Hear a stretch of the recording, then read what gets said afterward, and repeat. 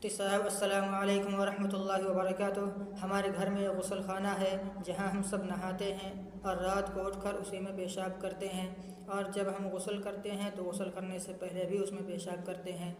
اور جب ہمیں نماز پڑھنی ہوتی ہے تو ہم اسی غسل خانے میں وضو کرتے ہیں اور اس وضو سے نماز پڑھ لیتے ہیں۔ تو کیا اس غسل خانے میں وضو کرنا جائز ہے یا نہیں؟ میرے محترم بھائی، میرے عزیز بھائی، غسل خانے میں پیشاب نہیں کرنا چاہیے، اس لیے کہ غسل خانے میں پیشاب کرنے سے انسان کو وسوسے آنے لگتے ہیں، انسان وسوسے کا مریض ہو جاتا ہے، اس لیے غسل خانے میں پیشاب نہیں کرنا چاہیے۔ اور رہی اس میں وضو کرنے کی بات، تو اگر اس غسل خانے کو دھو کر پاک و صاف کر لیا جائے تو اس میں وضو کر سکتے ہیں اور اس وضو سے نماز بھی پڑھ سکتے ہیں، کیونکہ پکی زمین کو یا فرش کو دھو کر پاک و صاف کر لیا جائے تو اس میں وضو کرنا جائز ہے، وہ زمین پاک ہو جاتی ہے، اس لیے اس میں وضو کرنا بھی جائز ہے اور اس سے نماز بھی پڑھ سکتے ہیں۔ البتہ